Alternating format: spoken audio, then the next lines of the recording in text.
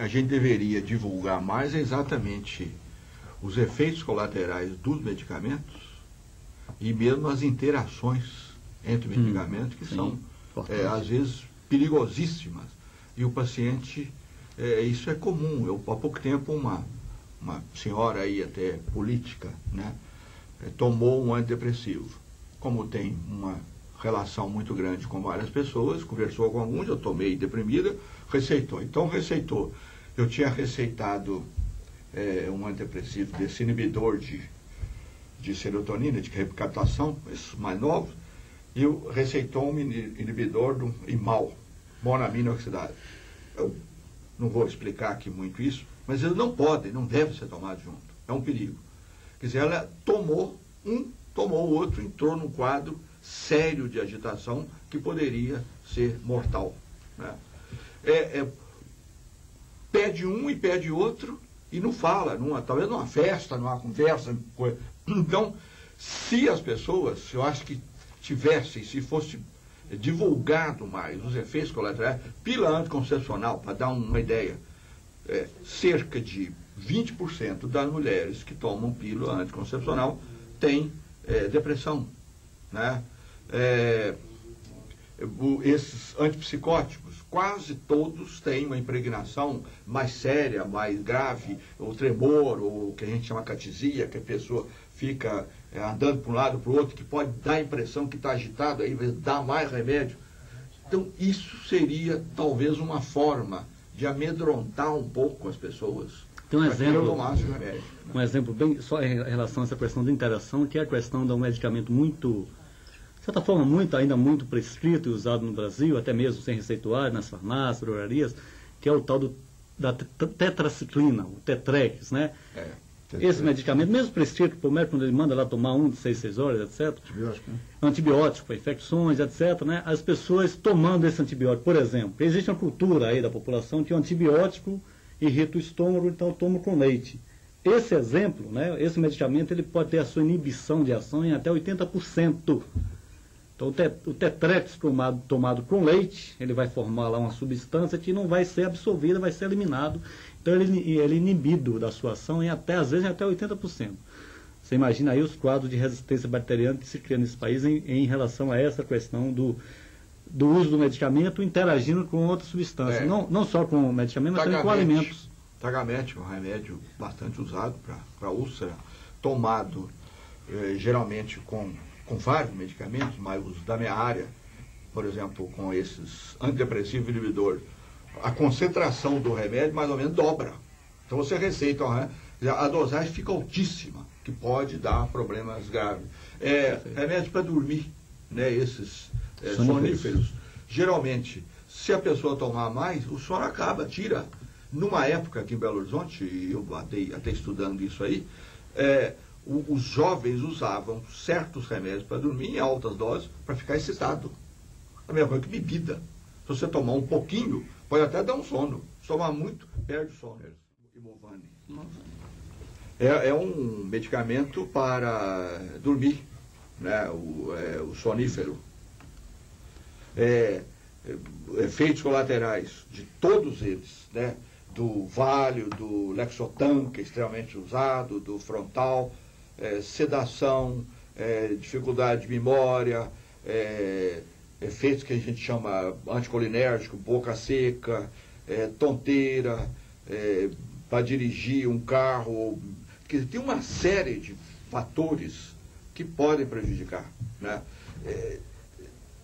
Não estando dormindo bem, geralmente há um fator qualquer, ou vários fatores contribuindo para isso, o que deveria ser tratado em vez de tomar um remédio. Além de tudo, Imovane, como todos os remédios que eu citei e uma série de outros, eles causam o que a gente chama dependência.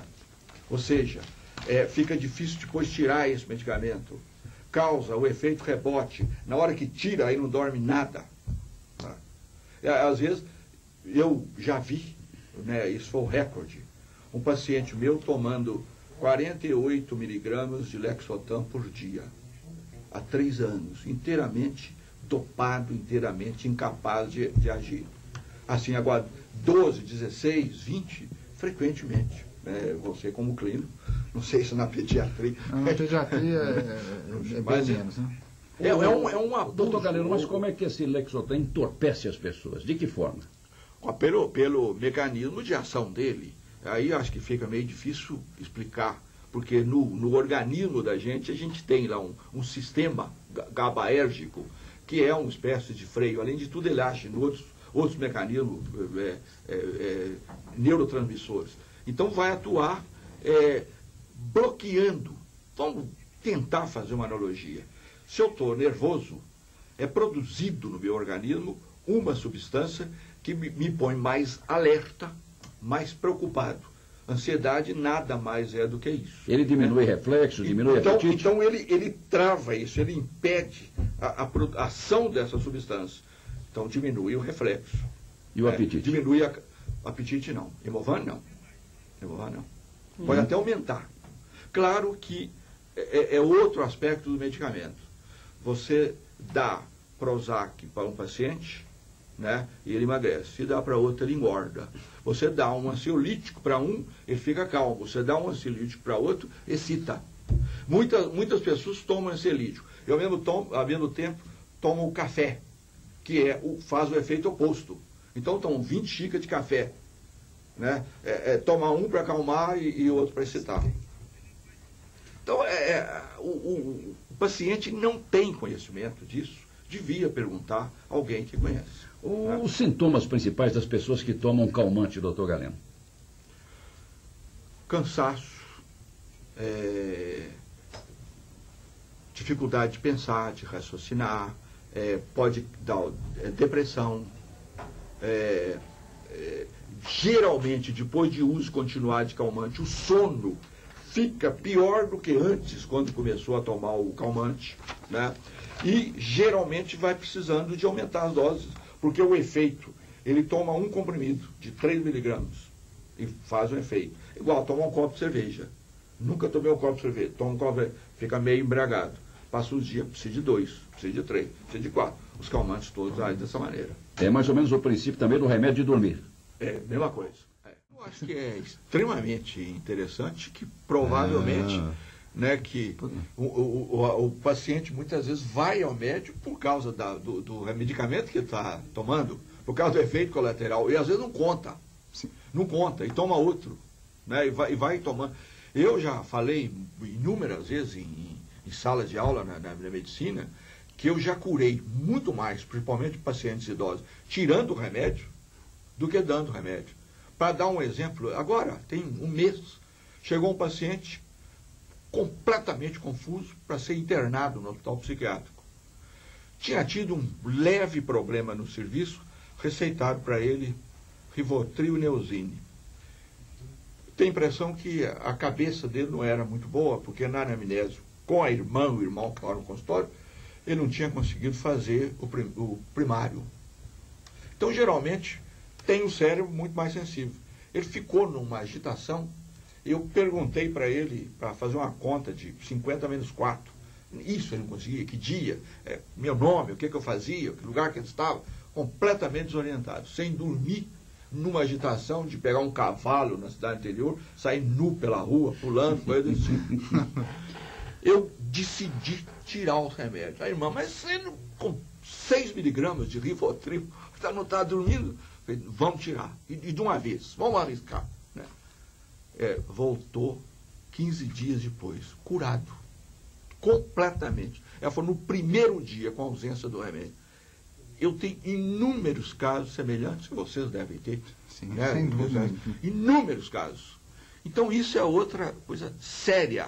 O gasto que se faz. A pessoa tem um problemazinho, está meio nervoso, tira a pressão arterial, receita um antidepressivo, né? Um antihipertensivo. Aí ele fica cansado ou impotente, aí vai no sexólogo, aí vai uma bagunça, né?